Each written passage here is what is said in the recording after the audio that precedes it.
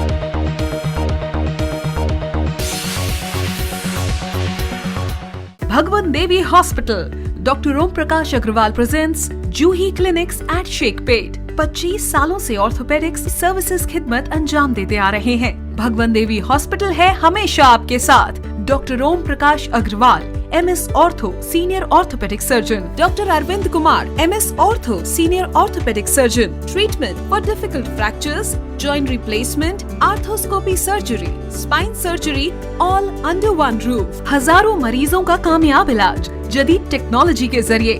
तमाम orthopaedic services एक ही छत के नीचे। Modern operation theatre, 24 hours digital x-ray, ultrasound, diagnostics, operations facility and pharmacy. Juhi Clinic, 3rd floor, above Reliance Trends, beside D-Mart, Toli Chowki, Sheikhpet, Hyderabad.